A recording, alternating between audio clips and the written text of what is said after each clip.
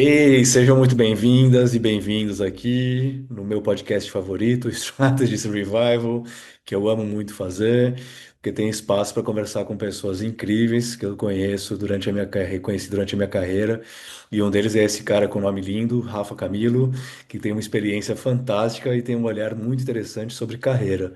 Rafa, em primeiro lugar, obrigado demais por ter topado participar do meu podcast, amigo. Eu que agradeço, Rafa. Queria te dizer também que o seu nome é lindíssimo, e acho que revela o quanto que os seus pais tinham um bom gosto apuradíssimo, né? Então é muito bom poder conversar e trocar com quem tem um nome tão lindo também. Felizmente, os nossos pais, os seus e os meus, têm um bom gosto incrível, né? Que esse é um nome maravilhoso. Espero que tenham muitos Rafaéis também escutando a gente, que concordam com a gente. Com certeza, toda uma geração de Rafaéis.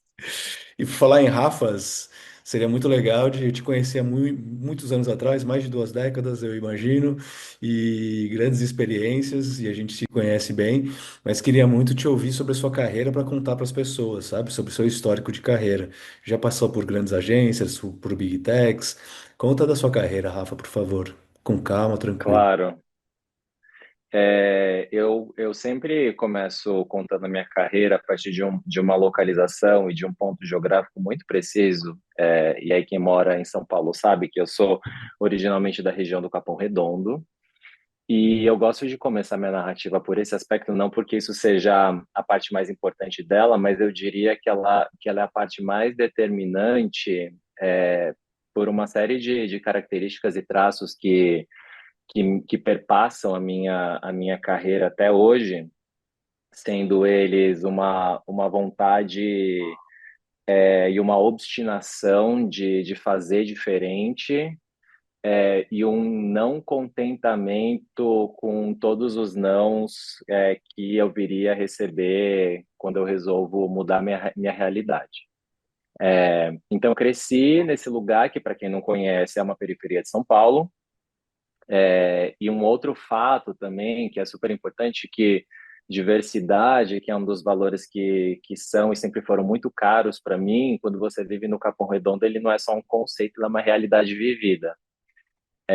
Então, cresço nesse lugar, curso Publicidade e Propaganda, na Casper Libero, e começo a trabalhar. E eu gosto de falar também que meu primeiro emprego ele foi como atendente de telemarketing, até para desromantizar um pouco.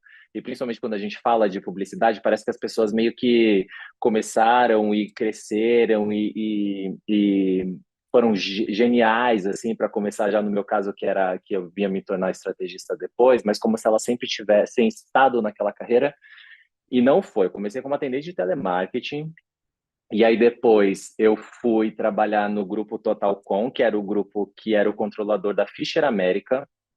Trabalhava no CI, que era o Centro de Informações, que fazia desk research, uma série de coisas para o time de planejamento da Fisher. Era quase como se, pensando em retrospecto agora, era quase como se a gente fosse o chat GPT do planejamento da Fisher. Naquela época, obviamente, né, ninguém falava de inteligência artificial. E aí depois eu vou para a Fisher, e aí também vou para um outro emprego que não é nada glamourizado, que eu fui ser designer de apresentações, ou seja, todas as apresentações de concorrências ou dos times de planejamento e as mais importantes da agência passavam por mim, passavam pela minha área, né, que era eu e a minha gestora, e foi, Rafa, uma escola incrível, assim, porque não só me deu a oportunidade de entrar em contato com o estilo de narrativa dos profissionais mais seniors ali da Fischer, como também me deu a habilidade e o olhar mais rigoroso para o design, mais rigoroso para a estética. Eu digo que isso é uma bênção, mas também é uma maldição, porque depois que você fica com esse olhar, você vira o maluco do alinhamento, o maluco de ver se as coisas estão tudo no mesmo tamanho, espaçamento, enfim, mas gosto de acreditar que isso foi mais positivo do que negativo. Depois vou trabalhar na FCB, que naquela época se chamava Giovanni, mas Draft FCB. Trabalho lá com a Redávila, fico um tempinho, depois vou para a FNASCA, outra agência também que entre algumas que eu trabalhei não existem mais. É, Fico um tempo na FNASCA, trabalhando ali diretamente com o Fernan e também com o Zé Porto. Vou para a Léo, e eu gosto de ser bem nominal, assim, com as pessoas com quem eu trabalhei ao longo da minha carreira, porque, obviamente, que existe muita admiração, mas também existe muita gratidão por todas essas pessoas terem acreditado no meu trabalho e também terem me dado a oportunidade de trabalhar nesses lugares que foram muito incríveis. Vou para Léo, logo depois da Finasca, trabalhar com o Thiago Lara, trabalhar com Fiat, também incrível, Marcelo Magalhães na época também. Volto para a Finasca para trabalhar com Guarana Antártica, e aí de lá vou para a África, liderar a conta de Itaú, na época diretor de Itaú, trabalhar com a Marina Pires e com o Rodrigo Maroni. Fico um tempão lá. E aí a África foi uma experiência bastante na mesma medida que foi uma experiência muito enriquecedora, também foi uma experiência muito intensa. E justo nessa época, quando eu estou no finalzinho da minha passagem pela África, começa a acontecer, e você vai lembrar bem disso, o que eu estava chamando de êxodo dos profissionais das agências para as techs, e principalmente os profissionais de estratégia indo para as techs.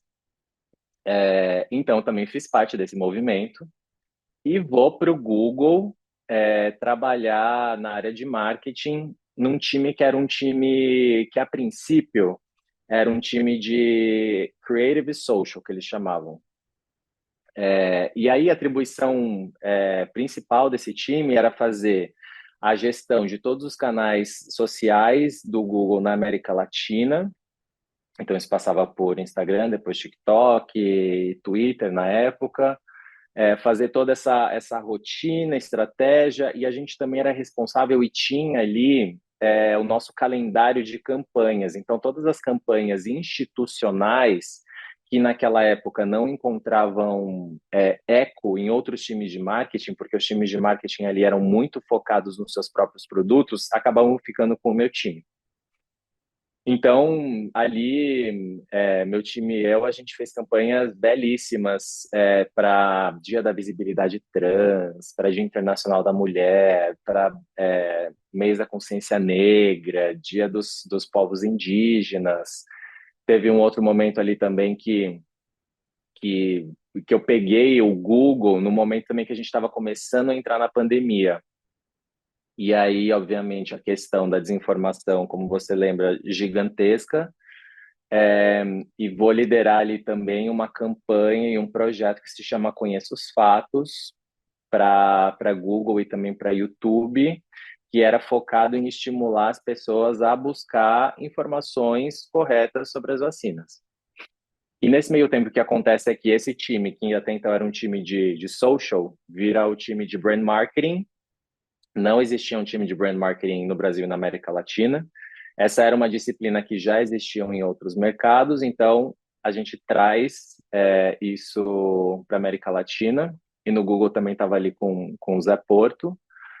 A gente traz para a América Latina essa disciplina, lideramos esse projeto e outras manifestações de marca que passavam pelos doodles, a gestão de doodles, a gestão de conteúdos que saem em outros pontos de contato, sempre cuidando da reputação e da maneira que essa marca parecia para o consumidor final.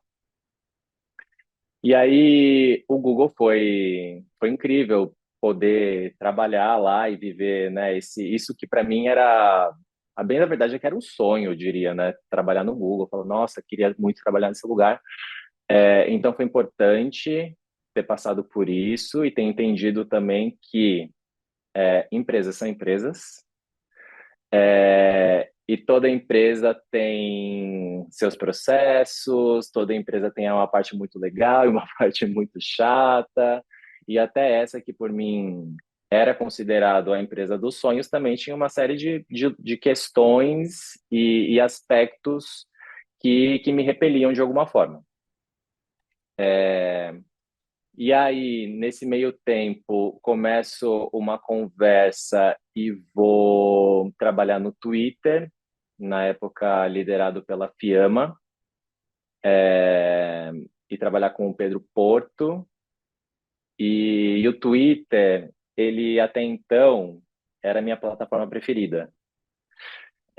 Eu adorava e adorava essa capacidade que a plataforma tinha de iniciar movimentos, de fomentar a conversa pública, o debate público e como que as marcas entravam nisso.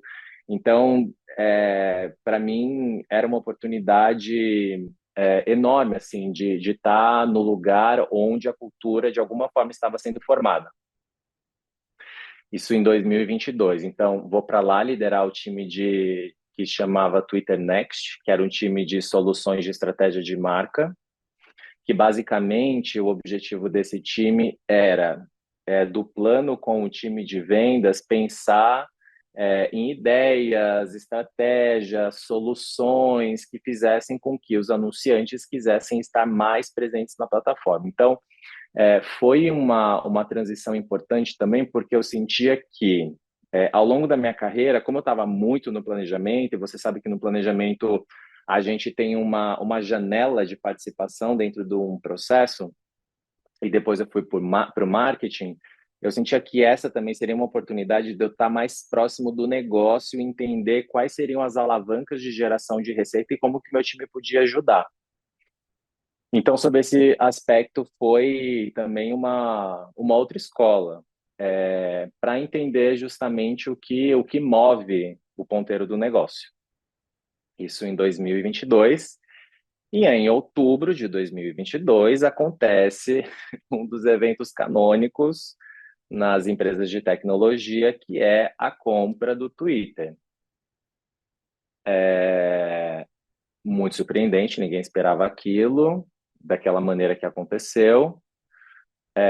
E aí, em novembro, se eu não me engano, acontece esse primeiro grande layoff em tecnologia,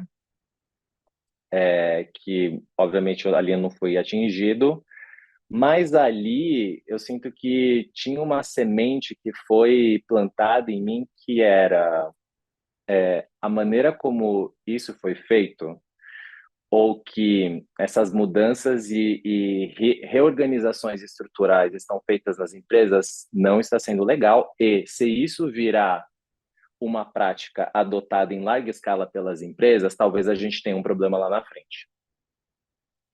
Então, eu continuo no X, e para mim é muito fácil falar X. Tem gente que não consegue falar X até hoje, ainda fala Twitter, mas para mim é muito fácil falar X porque a gente precisava falar X, naturalmente, a gente trabalhava naquela empresa.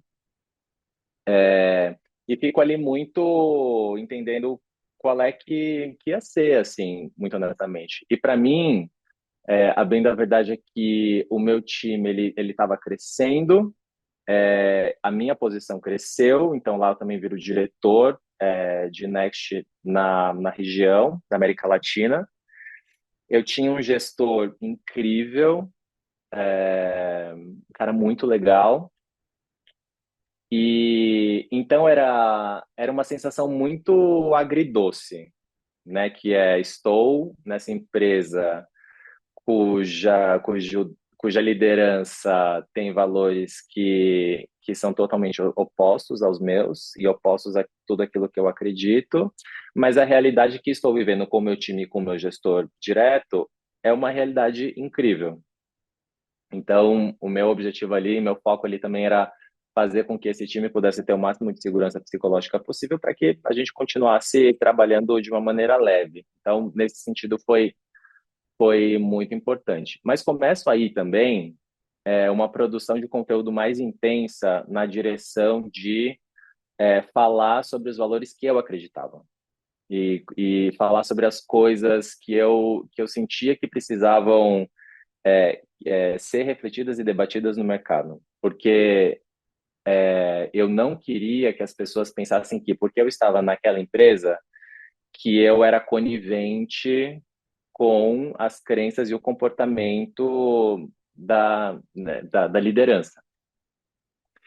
Então, começa ali uma produção super intensa de conteúdo e tal, não sei o quê, que me garantiram depois um selo de Top Voice. Então, ali eu diria que eu já começo a fazer esse chamado para o mercado, para a gente pensar sobre que mercado é esse que a gente está construindo, quais são as práticas que a gente está fazendo, qual que é a cultura organizacional que a gente almeja e como que a gente precisa o tempo inteiro estar muito de olho nisso, porque para essas coisas retrocederem e a gente voltar a estágios muito arcaicos no que diz respeito à gestão de pessoas, era muito fácil.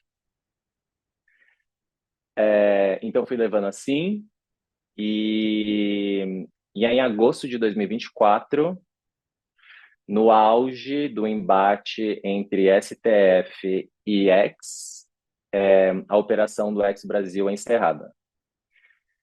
E aí, com isso, todas as pessoas que trabalhavam ali estão oficialmente sem os seus contratos de emprego. Por mais que tem gente que não chama isso de layoff, eu falo que eu acredito que isso é um tipo de layoff, mas de qualquer maneira, ali foi. Eu nunca tinha sido demitido. Então, essa experiência foi, eu diria, foi uma pancada. E ela veio num momento que, para mim, foi se agravando, porque o meu companheiro também tinha, logo depois, passou por um layoff. E a minha mãe estava enfrentando um câncer que estava também se agravando. Então, o meu segundo semestre de 2024, eu sempre falo que foi. 2024, especificamente, foi o pior ano da minha vida. E falo isso, obviamente, né, sem coitadismo, mas porque ali eu percebi que a situação ficou tão ruim, mas tão ruim, mas tão ruim que eu falava, bom, para baixo não vai, então eu tenho convicção que vai ser daqui para cima.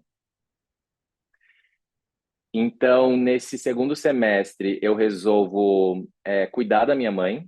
Eu falei, vou fazer algumas coisas, né? Vou descansar primeiro, porque todo esse embate e essas questões com o STF ocupavam e drenavam muita energia minha e atenção, porque também por ser uma das lideranças no Brasil e na América Latina, eu estava participando de conversas ali também que em outras ocasiões eu nem precisaria participar para me resguardar judicialmente. Falei, vou descansar e cuidar da minha mãe. Então faço isso, só que o que tinha acontecido também naquele ano, eu sou convidado para o Hacktown para fazer uma palestra. Seria a segunda palestra que eu fiz no Hacktown, e aí sempre nessa coisa de achar um tema, achar um tema, achar um tema, né, que eu gosto de falar sobre um monte de coisa, eu decidi em 2024, ali no começo do primeiro semestre de 2024, falar sobre layoffs. E aí, porque eu estava realmente muito intrigado com esse assunto e que desde 2022, e como eu havia imaginado, os layoffs foram aumentando e se proliferando e meio que virando uma medida recorrente entre as empresas, não só as de tecnologia, mas as empresas em geral. E aí eu faço uma pesquisa com quase 100 profissionais impactados por layoffs.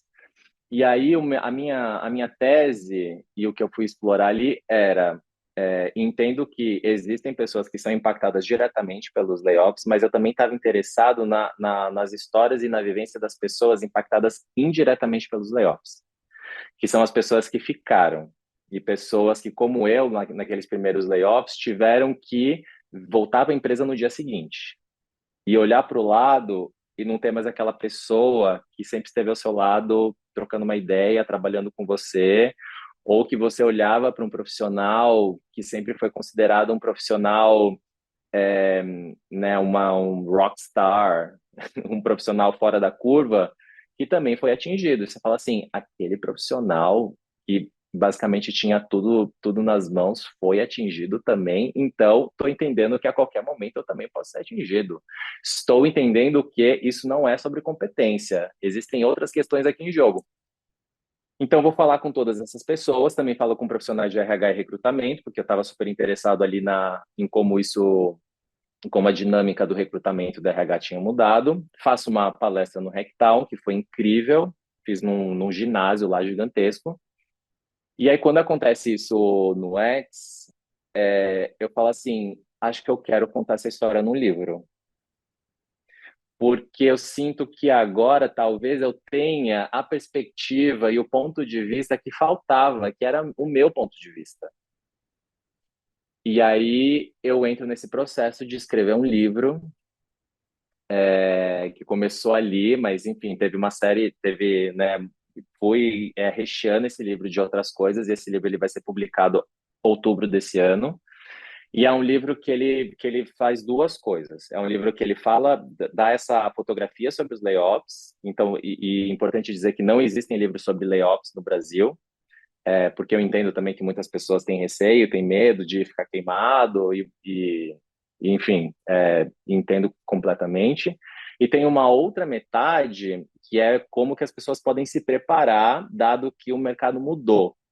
E que se esse é o novo normal, o que você pode fazer para se preparar para isso?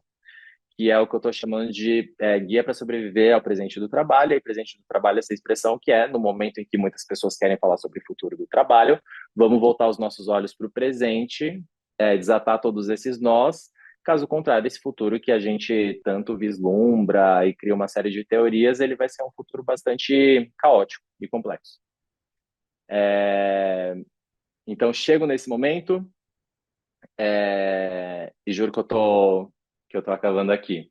E logo depois disso, aí, infelizmente, minha mãe veio a falecer em dezembro de 2024. Então, esse momento que eu tiro foi Sinto fundamental e é um por momento isso, que eu. tá? Oi? Sinto muito por isso. Não, obrigado. É, Então, foi de fato a melhor coisa que eu pude fazer. Em janeiro de 25, e aí eu sinto que aí vira uma chave completa, assim, né? Que é fui do fundo do poço, aí falo assim, vou subir agora. Em janeiro eu começo a trabalhar na Edelman, entro lá para acelerar a inovação, porque era uma mudança que estava acontecendo já globalmente, que no Brasil e na América Latina isso não tinha pego tração ainda. E vou desenvolvendo lá isso, né? Vou olhando e vou revisando processos, vou revisando times, entendeu? Eu entro lá como vice-presidente sênior de inovação e integração, vou caminhando nesse sentido, mas o que aconteceu foi que também me percebi lá liderando uma agência, porque progressivamente colocaram comigo os times de criação, estratégia, mídia, dados e criadores de conteúdo.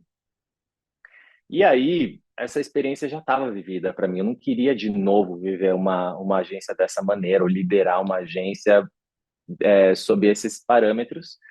E aí, esse ano, saio da Edelman, vou empreender com a consultoria que foi cofundada com o meu companheiro Henrique Lima, que chama Corvo, que nasceu naquele primeiro layoff lá do Twitter. Ele se chama Corvo porque naquela época quem havia sido demitido tinha sido a linha dos estagiários e pessoas principalmente negras, e que fazíamos parte de um grupo de afinidade que se chamava Blackbirds. Então, Corvo se chama como uma referência, uma memória e a nossa forma de honrar essa lembrança também, que foi por causa deles que também tudo isso começou.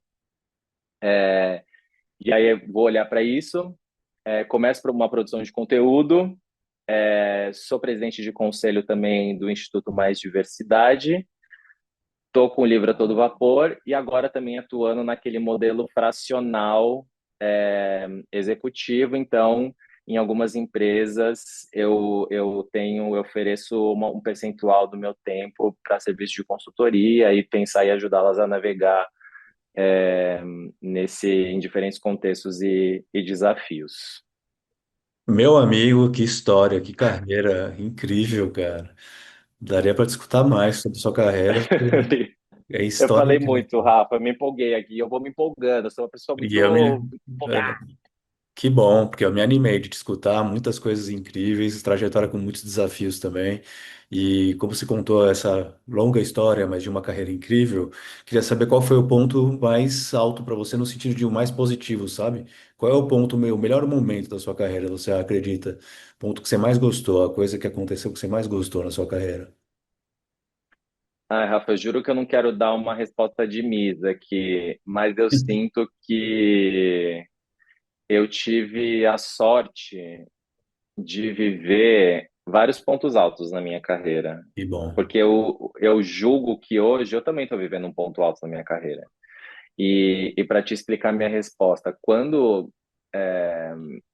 por exemplo, eu resolvo aceitar o convite de trabalhar na África para liderar Itaú, para mim ali eu já considerava um ponto muito alto da minha carreira. Porque pensa, aquele menino que saiu do Capão Redondo, tá de repente numa das maiores agências do país, liderando uma das maiores contas do país também.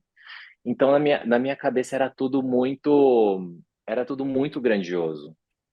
E com o tempo eu também fui aprendendo a olhar para aquilo que estava acontecendo no meu presente, poder contemplar um pouco aquilo para exercitar a gratidão, porque senão a gente também, e eu principalmente, eu fico numa mentalidade de mais, qual é o próximo, qual é o próximo, qual é o próximo, e eu não estava degustando muito isso tudo que estava acontecendo.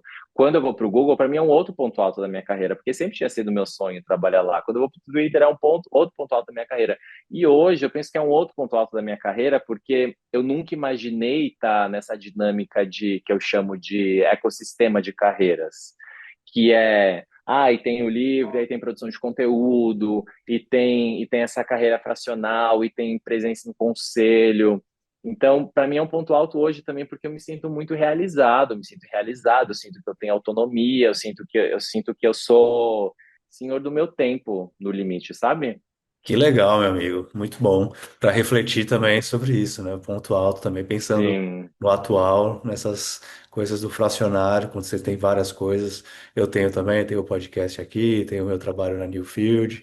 Não estou escrevendo um livro, mas eu quero muito ler o seu. Dou aula, sou muito professor, bem. mas o seu de verdade, dá vontade de ler, porque eu também fui parte de um layoff, né? Na Meta, o primeiro layoff global. Terminaram a minha função no planeta, Creative Agency Partner, deixou de existir. E a Meta foi incrível comigo em vários momentos da minha traumatismo crânioencefálico, me receberam de volta, me deram South Cone para trabalhar e depois com eficácia peguei o México também, enfim. Foi muito legal comigo, mas esse layoff foi demissão por e-mail. Então, só nisso já foi terrível. Meu chefe não É, sabia, enfim. A Meta eu tenho admiração ainda, mas esse layoff foi um passo muito ruim e não acabou ainda, né? Continua acontecendo, não só na Meta, mas nas Big Tech sim, também. Vou adorar ler o seu livro para ter maior compreensão também e identidade, né? Tem identidade comigo que passei por isso também. Mas vai ser demais, cara. sim, sim. E você contou muito da sua história pessoal, né?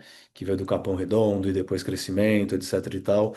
E conversando com aqui no podcast com a Reboca, eu também, ela falou sobre a diversidade dentro da agência.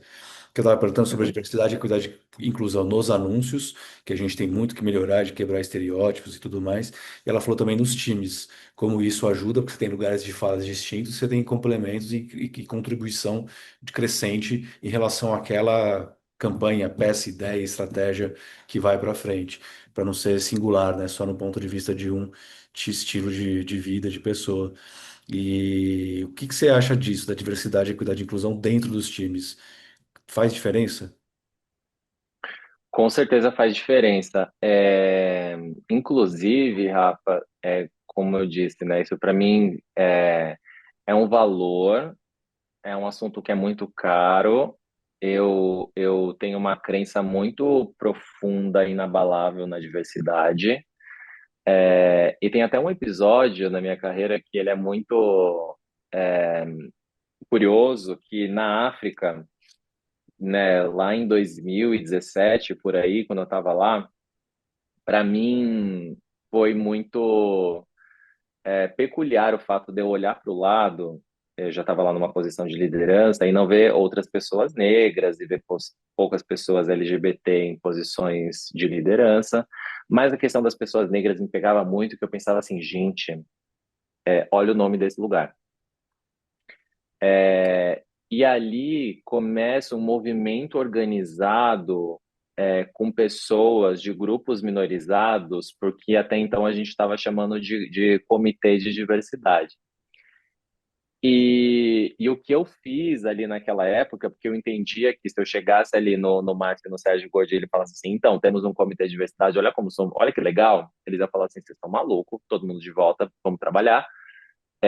Não né, por alguma falha de caráter, mas porque naquela época também as coisas precisavam ainda ser ainda mais provadas. Eu falei, bom, então deixa eu estudar aqui, pegar a comunicação da agência e criei um score ali, um score de representatividade. E fiz isso também porque muitos clientes lá já estavam pedindo castings mais diversos. Então, Itaú já estava pedindo isso, Natura, obviamente, já estava pedindo isso. E fiz esse score. E aí apresentei esse score, que não foi um score muito bom. E aí falei, bom, a minha principal hipótese é que a gente não está vendo essa diversidade naquilo que a gente produz, porque a gente não tem diversidade aqui dentro. Eles concordaram, falaram, é isso. E aí naquela época, eu chamo o Ricardo Salles, da Mais Diversidade, quando ele estava na consultoria da Mais Diversidade. O Ricardo Salles eu tinha conhecido na FNASCA, quando ele tinha sido consultor para um projeto de escola, aquele das latinhas coloridas, da cor do arco-íris. Já admirava ele ali e tal, chamei ele e a Mais estruturou esse comitê de diversidade com presença da liderança ali da África. Então, né, tudo isso para dizer que acredito faz a diferença, e mais recentemente agora também saiu uma pesquisa do Banco Mundial, feita em parceria com o Instituto Mais Diversidade e outras organizações setoriais também, que mostram que a exclusão de pessoas LGBT, falando especificamente de pessoas LGBT, tem um custo de quase 100 bilhões de reais ao ano. Então, o que a gente está falando aqui não é só aqueles argumentos que eu entendo que são argumentos importantes, que é porque é diversidade de pensamento, porque times diversos são mais criativos. Acho que esses argumentos são super legais, mas eu, particularmente, por ser também essa pessoa que está transitando entre os executivos, sentia que eram argumentos que já estavam muito desgastados e que a gente precisava renovar essa gramática da diversidade, e essa pesquisa vem nesse lugar. E aí, voltando à sua pergunta, não só é importante do ponto de vista daquilo que a gente produz e daquilo que a gente representa e como a gente muda imaginários, mas também do ponto de vista econômico, a partir do momento que a gente gera mais oportunidades e mais capital. Incrível, amigo. Faz muito sentido. E aí também o que eu mais fiz na meta ali nos meus últimos anos ali foi sobre diversidade, equidade e inclusão, dava treinamentos para quebrar os estereótipos e tudo mais nas campanhas. E hoje melhorou em muitas coisas nesse aspecto, mas ainda tem muito lugar que você vê, muito lugar do ponto de vista de marca, que você vê ainda muitos estereótipos e muitas barreiras. Você citou Natura, acho que Natura é um exemplo do, não é do walk the talk, é o talk the walk, tá falando o que faz. Teve a campanha lá que ganhou Cannes no ano passado, que era sobre a ação deles de detectar quais eram as árvores, cada ingrediente de cada árvore na Amazônia, e depois comunicar isso para a comunidade que fazia a coleta dos ingredientes das árvores para saber exatamente qual é a árvore que eles querem buscar, ao invés de ficar derrubando as outras para saber se tem o ingrediente ou não. Então, o impacto positivo está aí não só na comunicação, mas na ação. E isso sinto falta um pouco também, que às vezes a gente está aqui, os estrategistas estão falando lá do insight em relação ao consumidor, à cultura, à companhia, à categoria e tudo mais. Mas aí na cultura tentar entender melhor também o que é no lado social, que aí o impacto social pode vir a partir de um momento que você entende melhor o que a marca tem de impacto positivo que pode causar, não só na gôndola, mas como a Natura fez na comunidade que trabalha dentro do produto que é produzido por eles. O que você acha disso, assim? Tem espaço para mais marcas fazerem isso? Ou eles vão ficar só na comunicação de marca usual, só que mais no digital, mais com influencers, creators, ou dá para a gente pensar mais no talk the walk? Rafa, eu acredito e talvez eu queira acreditar que esse espaço ele sempre vai existir, mas eu também acredito que a comunicação ela é um produto do nosso tempo. E como um produto do tempo, ela dialoga com as questões, as tensões, os comportamentos que se apresentam. Então, nesse momento que fala-se sobre alguns tipos de retrocesso, e retrocesso talvez nas três esferas de ESG, assim, não vou nem falar só sobre sustentabilidade, vou falar sobre as três coisas, governança bem menos, mas com essa realidade, eu sinto que a gente, de novo, precisa provar mais, precisa trazer mais valor, e sempre falando a linguagem do negócio, né? Que também tem uma outra coisa que muitas vezes aconteceu e acontece, que é a gente, e eu me coloco nisso, ficou tão aguerrido a essas questões, porque diversidade é o que é certo, porque sustentabilidade é o que é correto, a gente precisa falar sobre a perenização dos processos e a longevidade do nosso planeta. Eu sinto que a gente fica tão aguerrido que a gente perde a linguagem, desvia da linguagem que é a linguagem do negócio e que dialoga com quem talvez esteja pensando de uma maneira diferente. Então, eu sinto que é um momento para esses dois lugares, assim, tanto da sustentabilidade quanto do social, eu sinto que é um momento de rever estratégia. Até porque, e aí eu vou falar de uma fração muito pequena da sustentabilidade, que é uma fração que me atravessa, que eu sou uma pessoa vegana. O que eu observo nesse lugar é uma diminuição de marcas, vejo marcas desaparecendo, dia sim, dia não, diminuição desse assunto que já esteve, não dá nem pra falar que esteve em alta, mas já teve um pouco mais de espaço e protagonismo, também desaparecendo e perdendo essa relevância.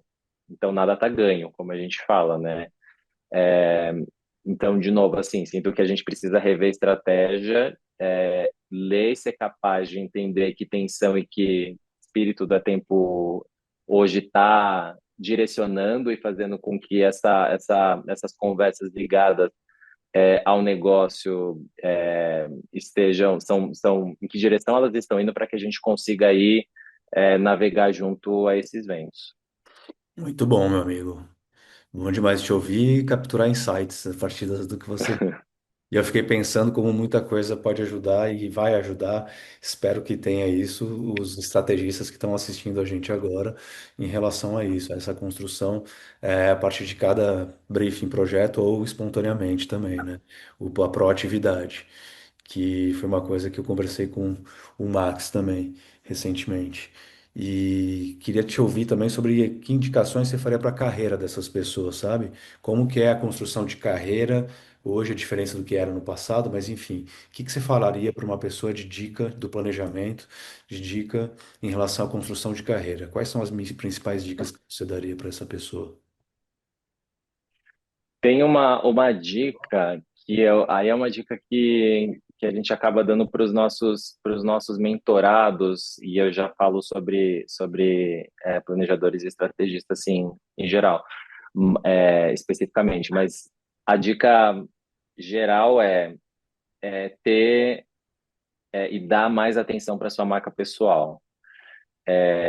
Para mim, quando eu pensava nisso, antigamente era quase uma coisa, né? O pensamento imediato era, então tem que fazer post no LinkedIn. Não é isso.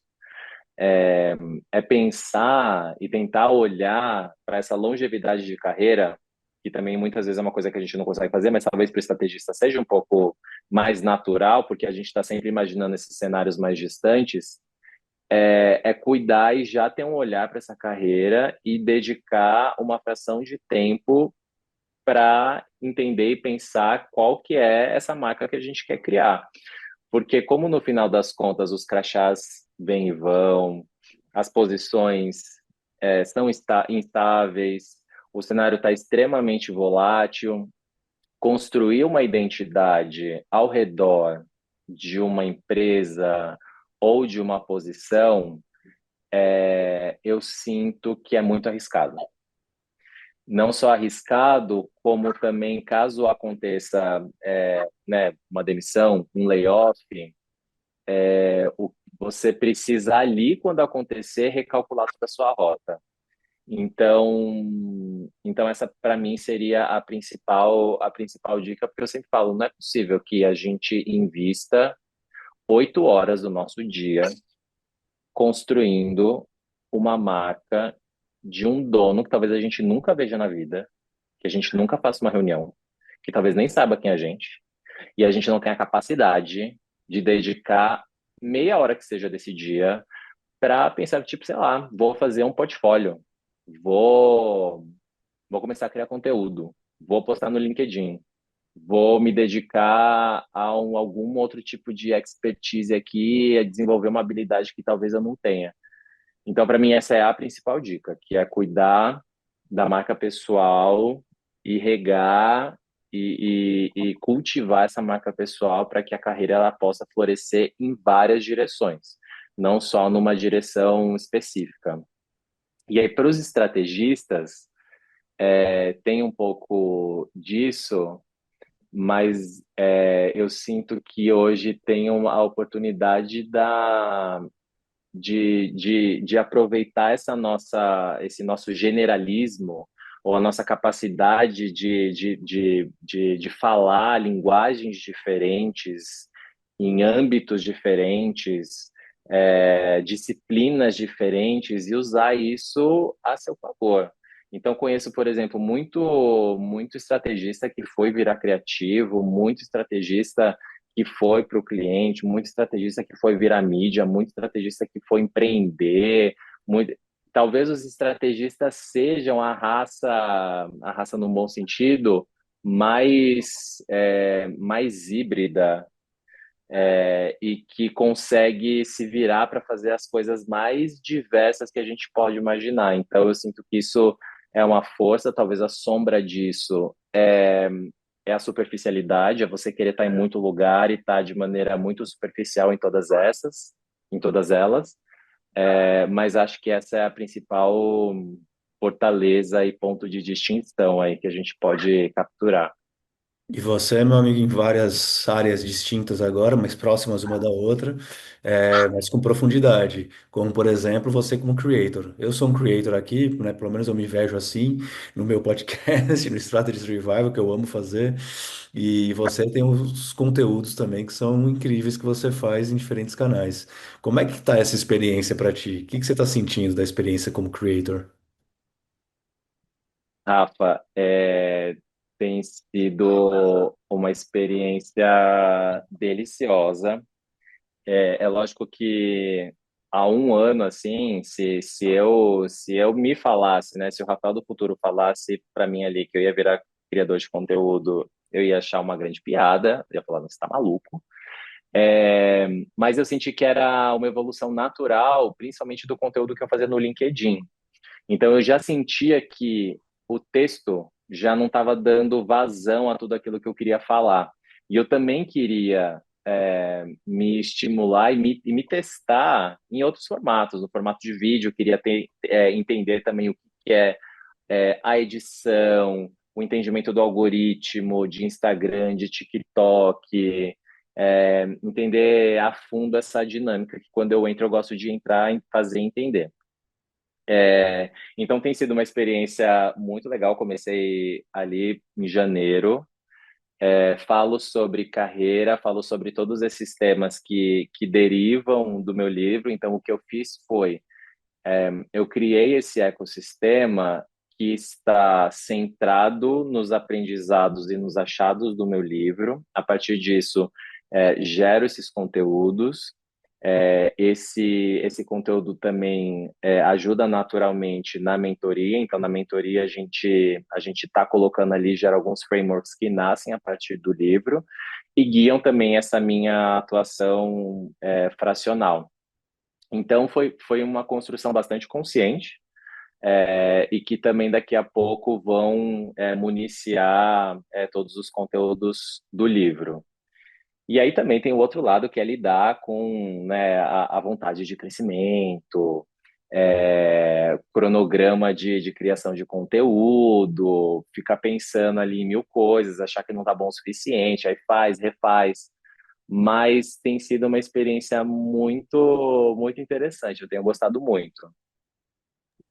Que legal, Rafa. Tenho gostado muito de te ver também. Eu queria ter todos esses canais também. Eu preciso melhorar e ter mais paciência para fazê-los e habilidades e lapidar um pouco mais os conteúdos que vão para as conexões nas redes. Eu tenho no Instagram, no TikTok, mas eu tenho usado pouco. Vou melhorar isso, inspirado por ti, meu amigo.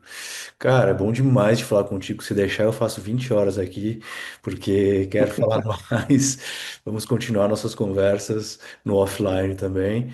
Mas obrigado demais por ter topado participar, Rafa. Muitos insights aqui e boas dicas de carreira para quem está assistindo a gente.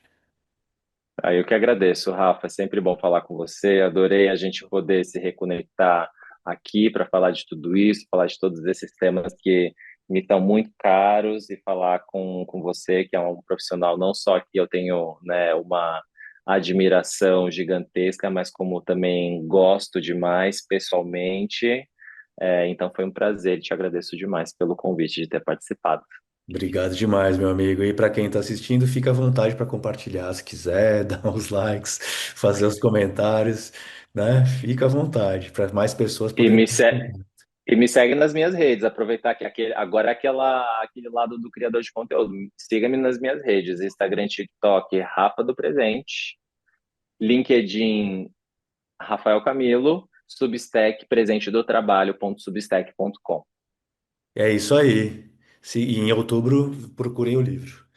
É isso aí. Outubro o livro, gente. Eu quero ver todo mundo no lançamento também. Em breve mais notícias, mais Eu, novidades. eu estarei lá. Beijo grande. Beijo, meu amigo. Tchau, tchau.